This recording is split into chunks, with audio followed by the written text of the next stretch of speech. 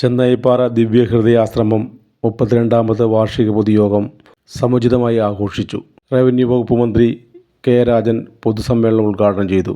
Reverend father Simon Chiramel അധ്യക്ഷത വഹിച്ചു. പുത്തൂർ ഗ്രാമപഞ്ചായത്ത് പ്രസിഡന്റ് ബിന്ദു സേതുമാധവൻ, പുത്തൂർ ഗ്രാമപഞ്ചായത്ത് വൈസ് പ്രസിഡന്റ് മിനി റജി തുടങ്ങിയവർ സന്നിഹിതരായി. Father George Kannamplackal, father Joshy Kannampuzha എന്നിവർ സംസാരിച്ചു.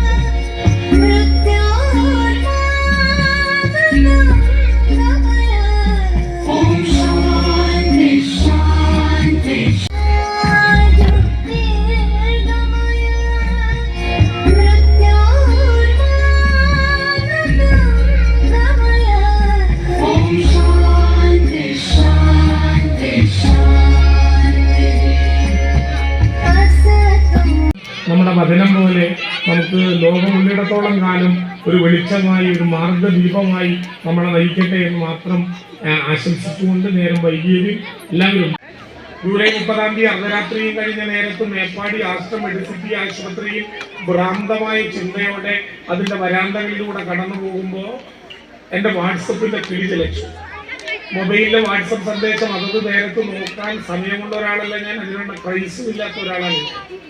പക്ഷേ അന്ന് റേഞ്ചില്ലാത്ത സ്ഥലത്തിലൂടെയാണ് ഞങ്ങളുടെ എല്ലാ യാത്ര എന്നുള്ളത് കൊണ്ട് മുഖ്യമന്ത്രി മുതൽ ഇങ്ങോട്ട് എല്ലാവരും നമ്മളോട് നിർദ്ദേശങ്ങൾ നൽകുന്നത് വാട്സപ്പ് സന്ദേശത്തിലൂടെയാണ്. റേഞ്ചുള്ളിടത്ത് വന്നാൽ അത് കിട്ടും. അങ്ങനെ ഒരു സന്ദേശം ജൂലൈ 30-ന് അർദ്ധരാത്രിയും കഴിഞ്ഞ് ഏതാണ്ട് 12:30 നേരത്ത് എൻ്റെ മൊബൈൽ ഫോണിൽ ലഭ്യമാണ്. പട്ടണയിലേക്ക് എടുക്കുന്ന നേരം വരെ, മരണപ്പെട്ട് നാം ഇല്ലാതാകുന്ന മണ്ണിനോട് ചേർന്ന് പോകുന്ന നേരം വരെ മനസ്സിന്റെ കോണുകളിൽ തങ്കലിപികളാൽ എഴുതി പിടിപ്പിക്കേണ്ടി വരുന്ന വിധത്തിലുള്ള 3 വരികൾ എഴുതപ്പെട്ട ഒരു സന്ദേശമാണ് രാത്രി 12:45 എനിക്ക് ലഭിച്ചത്. അതൊരു പെൺകുട്ടി എഴുതിയ സന്ദേശമാണ്. അവർ നേരിട്ടറിയാത്ത മന്ത്രിക്ക് ഒരു പെൺകുട്ടി എഴുതിയ സന്ദേശം. 32 വർഷത്തെ ഓർമ്മകളുടെ സുഗന്ധം പൂക്കുന്ന ഈ മണ്ണിൽ നിൽക്കുന്ന ഈ സായാഹ്നം വരെ ഞാൻ നേരിട്ട് കണ്ടിട്ടില്ലാത്ത ഒരു പെൺകുട്ടി ഇതുവരെ കാണാത്ത മന്ത്രിക്ക് അയച്ച 3 വരികളിലെ സന്ദേശം. പെൺകുട്ടി എന്ന വാക്ക് ഞാൻ ആവർത്തിച്ച് പറയുമ്പോഴും ഒരു കുഞ്ഞിന് ജന്മം കൊടുത്തത് കൊണ്ട് മലയാളത്തിന്റെ വിശുദ്ധ പദങ്ങളിലൊന്നായ അമ്മ എന്ന പദം അലങ്കരിക്കാൻ അവസരം കിട്ടിയ ഒരു പെൺകുട്ടി. 3 വരികളാണ് ആ പെൺകുട്ടിയുടെ സന്ദേശം. സാർ, ചൂരൽമലയിലെ വാർത്തകൾ TV-യിൽ കണ്ട് കരളു പിടയുകയാണ്. മുലകുടിക്കുന്ന കുട്ടികൾ അമ്മമാരാൽ വേർപെട്ടു എന്ന വാർത്ത ഇപ്പോൾ ഒരു ചാനൽ എഴുതി കാണിക്കുന്നു. മുലകുടിക്കുന്ന കുട്ടികൾ അമ്മമാരാൽ വേർപെട്ടു എന്ന വാർത്ത ശരിയാണെങ്കിൽ നിറമാറുമായ ഒരു അമ്മ വെളിപ്പാടകല കാത്തിരിക്കുന്നുണ്ട് എന്നങ്ങ് അവരെ അറിയിക്കണം എന്നാണ് ആ പെൺകുട്ടി അയച്ച സന്ദേശത്തിന്റെ 3ാമത്തെ വരി. അതാണ് യഥാർത്ഥത്തിൽ മലയാളം. കാലദേശങ്ങൾക്കപ്പുറത്ത് പേരറിയാത്ത നാട്ടിൽ ഒരു പൊക്കിൾക്കൊടി ബന്ധമൊന്നുമില്ലാത്തൊരു കുഞ്ഞു മുലകുടിക്കാനാകാതെ ചുണ്ടു വിറയ്ക്കുന്നുണ്ടെന്ന് കേട്ടാൽ നിറമാറു ചുരത്തുന്നതാണ് മലയാളത്തിന്റെ മാതൃത്വം എന്നുള്ളതാണ് ഈ മണ്ണിൽ നമ്മളെ ജീവിക്കാൻ പ്രേരിപ്പിക്കുന്ന ഏറ്റവും പ്രധാനപ്പെട്ട ഘടകമെന്ന തിരിച്ചറിവാണ് മനുഷ്യനായി മാറാൻ ഒരു മനുഷ്യനെ പ്രാപ്തമാക്കുന്ന ഏറ്റവും പ്രധാനപ്പെട്ട കാര്യം.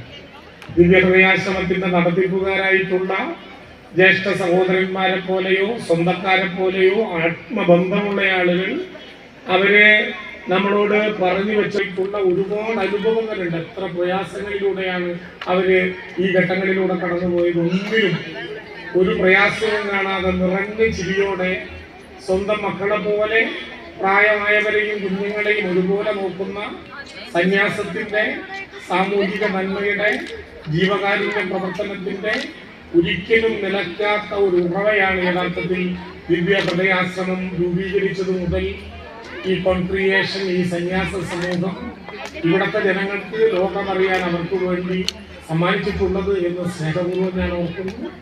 അവരെല്ലാവരെയും ഒരു പോലീസുകാരൻ അതിൻ്റെ ഏറ്റവും ഉയർന്ന ഉദ്യോഗസ്ഥനെ സല്യൂട്ട് ചെയ്യുന്നത് പോലെ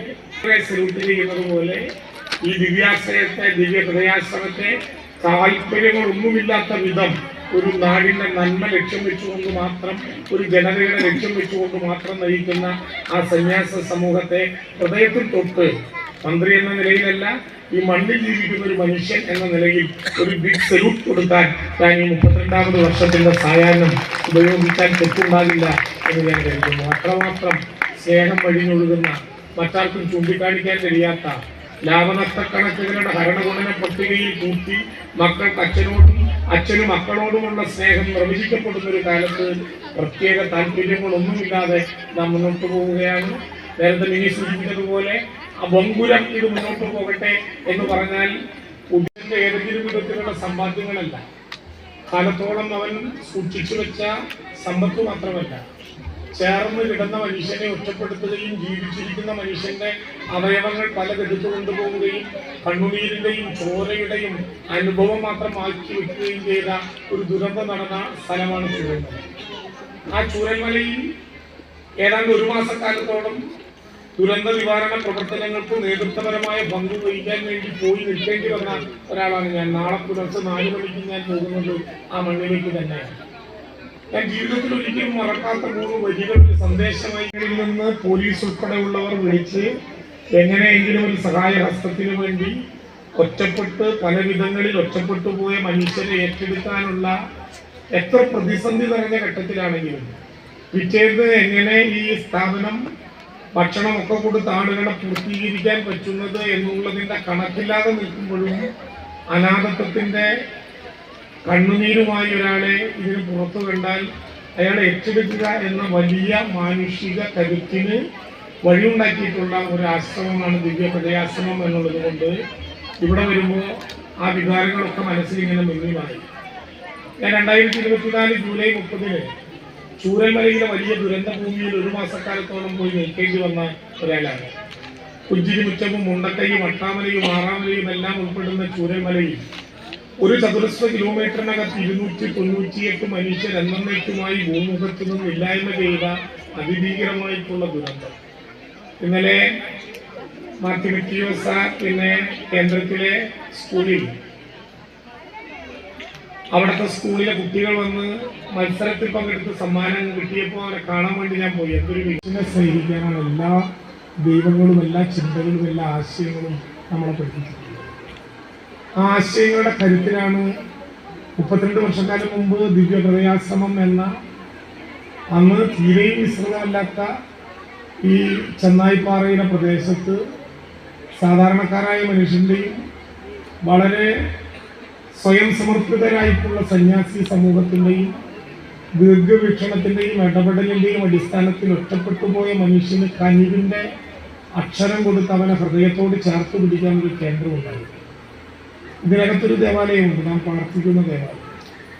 പക്ഷേ ഈ നാട്ടിലെ മുഴുവൻ മനുഷ്യർക്കും ഒരു പ്രാർത്ഥിക്കുന്ന ദേവാലയമാണ് നമ്മുടെ പ്രിയപ്പെട്ട സന്യസ്തർ നടത്തിക്കൂട്ടിൻ്റെ അർത്ഥം എന്താണെന്ന് അറിയാൻ ഇത്തരം വഴികളിലൂടെയൊക്കെ നമുക്ക് യാത്ര ചെയ്യേണ്ടത്. 64ാമത് സ്കൂൾ യുവജനോത്സവത്തിൻ്റെ ഒരു പ്രത്യേകതയുണ്ടായിട്ടുണ്ട്. ആ പ്രത്യേകത സിസ ഫാത്തിമ എന്നൊരു കുട്ടി, കാസർഗോട്ടെ പഠന സ്കൂളിൽ പഠിച്ചുകൊണ്ടിരിക്കുന്ന ഒരു കുട്ടി, കഴിഞ്ഞ 1 മാസക്കാലം മുമ്പ് കാസർഗോഡ് നടന്ന ജില്ലാ റവന്യൂ കലോത്സവത്തിൽ അറബി പോസ്റ്റർ രചനയ്ക്ക് 1ാം സമ്മാനം കിട്ടി. തൃശ്ശൂരിലേക്ക് ഈ കലാമത്സരത്തിൽ പങ്കെടുക്കാനും പൂർണ്ണസമയം ഇവിടെ നിൽക്കാനും വേണ്ടി ടിക്കറ്റ് ബുക്ക് ചെയ്ത ഒരു കുഞ്ഞു മാലാക പെൺകുട്ടി ആ ടിക്കറ്റ് കൂടി ബുക്ക് ചെയ്തിരിക്കുന്നതിനിടയിൽ വാസ്കുലൈറ്റിസിന്റെ കഠിനമായിട്ടുള്ള ഒരു രോഗത്തിന് അടിമയായി. ആ കുഞ്ഞിനെ ക്വാറന്റൈനിലാക്കി. ആ കുഞ്ഞ് അവിടെ നിന്ന് ബഹുമാനപ്പെട്ട പൊതുവിദ്യാഭ്യാസ വകുപ്പ് മന്ത്രിക്ക് പരിപാടി നടക്കുന്നതിനിടയിൽ ഒരു കത്തയച്ചു. കണ്ണുനീരിൻ്റെ നനവുള്ളൊരു കത്താണ്, മഷിയല്ല, കണ്ണുനീര് ചാലിച്ചൊരു കത്ത്. ആ കത്തിൽ ആ കുഞ്ഞ് പറഞ്ഞത്, സാർ എനിക്ക് എങ്ങനെയും നേരിട്ടല്ലാതെ ഈ മത്സരത്തിൽ പങ്കെടുക്കാനാകില്ല എന്നെനിക്കറിയാമെങ്കിലും എൻ്റെ മനസ്സിലൊരാഗ്രഹം പറയുന്നു, എങ്ങനെയെങ്കിലും എനിക്ക് ഈ മത്സരത്തിൽ പങ്കെടുക്കണം. ഇനിയൊരു മത്സരം ഉണ്ടായാൽ അതിൽ പങ്കെടുക്കാൻ ഞാൻ ഉണ്ടാകുമോ എന്നെനിക്ക് ഉറപ്പില്ലാത്ത വിധത്തിലുള്ള ഒരു അസുഖമാണ് എന്നെ ബാധിച്ചിട്ടുള്ളത് എന്ന് ഡോക്ടർമാർ പറയുന്നത് കൊണ്ട് അങ്ങയുടെ കനിവുണ്ടാകണം. ഒരു വിദ്യാഭ്യാസ വകുപ്പ് മന്ത്രി കണ്ണീരിൽ നിറഞ്ഞ കത്തിൻ്റെ മുമ്പിൽ നിയമങ്ങളും ചട്ടങ്ങളും ഒക്കെ മാറ്റി ഓൺലൈനായ പെൺകുട്ടി വീട്ടിൽ ഒരു ക്വാറന്റൈൻ സെൻ്ററിൽ തന്നെ ഒരു വേദി ഉണ്ടാക്കി. ആ വേദിക്ക് അവിടുത്തെ വിദ്യാഭ്യാസ ഉപഡയറക്ടറെ അതിൻ്റെ മാനേജറാക്കി നിയമിച്ചു. ആ കുഞ്ഞ് അവിടെ ഇരുന്ന് ചിത്രം വരച്ച് ഇത്തവണത്തെ 64ാമത് സ്കൂൾ കലോത്സവത്തിൽ അറബിക് പോസ്റ്റർ രചനയിൽ എ ഗ്രേഡ് കിട്ടിയ ഒരു കുട്ടിയായിട്ട് മാറിയിട്ടുള്ള ഒരു അഭിമാനകരമായിട്ടുള്ള അനുഭവം ഈ സംസ്ഥാന സ്കൂളിൽ ഈ ദിവ്യഹൃദയാശ്രമത്തിൻ്റെ ഏതെങ്കിലും വിധത്തിലുള്ള ചടങ്ങുകളുണ്ടെങ്കിൽ, ഏതെങ്കിലും വിധത്തിലുള്ള ചെറുതും വലിയതുമായിട്ടുള്ള ആഘോഷങ്ങളുണ്ടെങ്കിൽ, ഏതെങ്കിലും വിധത്തിലുള്ള ദുഃഖമുണ്ടെങ്കിലൊക്കെ പൂർണ്ണമായിട്ടുള്ള വരാനും ഇടപെടാനും ഒക്കെ അവസരം ഉണ്ടായിരുന്ന ഒരാളാണ്. എപ്പോഴും ഞാൻ പറയാറുണ്ട്, അതിഭീകരമായിട്ടുള്ള കോവിഡിൻ്റെ ദുരന്തമായ ഒരു കാലത്ത് നമ്മൾ അനുഭവിച്ച പ്രയാസങ്ങൾ എത്രയായിരുന്നു. ഒരു ദിവസം ഈ ആശ്രമത്തിനകത്ത് നമ്മുടെ പ്രിയപ്പെട്ട മക്കൾക്കൊക്കെ നല്ലൊരു ശതമാനം ആളുകൾക്ക് കോവിഡ് ടെസ്റ്റിലൂടെ തിരിച്ചറിഞ്ഞ 3-4 ദിവസക്കാലം അല്ലെങ്കിൽ അതുമായി ബന്ധപ്പെട്ട ഒരു മാസക്കാലം തൊട്ടുപുറത്ത് ഇതിൻ്റെ തൊട്ടുപുറത്ത് സാധനങ്ങളൊക്കെ സമാഹരിച്ച് എല്ലാവരുടെയും സഹായത്തോടെ ഊണും ഉറക്കവും ഒക്കെ പൊതുമനുഷ്യരെല്ലാവരും മനസ്സുകൊണ്ട് ഇവിടെ ആക്കിയൊരു കാലത്തും എത്രയെത്ര പരിപാടികളാണ്. എനിക്ക് തോന്നുന്നു ഇതിനകത്ത് തന്നെ 2-3 കല്യാണങ്ങളിൽ പങ്കെടുക്കാൻ തെയ്യം പറയുന്നത് എനിക്ക് ഭയങ്കര തമാശ. 14,000-ലേറെ കുട്ടികൾ വ്യാപകമില്ലാതെ 5 ദിവസം മാറ്റിവെച്ച, ഓരോ ദിവസവും 1 ലക്ഷം പേരുടെ സാന്നിധ്യം കൊണ്ടും ഇടപെടൽ കൊണ്ടും സമ്പന്നമായ സംസ്ഥാന സ്കൂൾ യുവജനോത്സവത്തിൻ്റെ സമാപന സമ്മേളനവും അവാർഡ് ദാനവും നടത്തുകയാണ്.